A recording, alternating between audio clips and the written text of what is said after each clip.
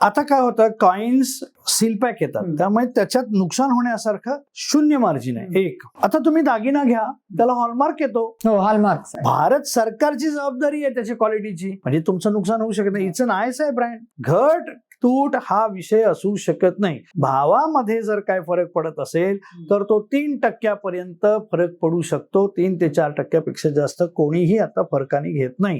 3 ते 4% हा त्याच्या कामामध्ये येणारा जो भाग आहे, लॉस आहे, तो 100% ते लोक 3% तरी घेतात. You want to wear something, it's not an investment, it is something for your pleasure.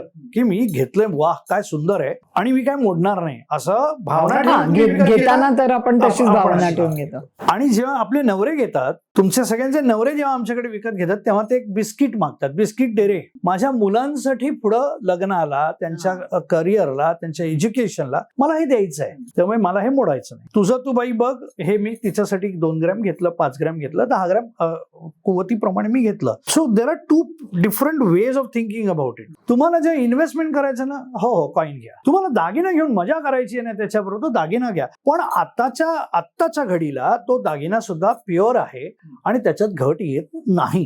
हा गैरसमज मनातनं काढून टाका की माझ्या वस्तूमध्ये घट आली. No, they will not charge you. Nobody is, if you go to a standard place, nobody is going to do that. No Badi.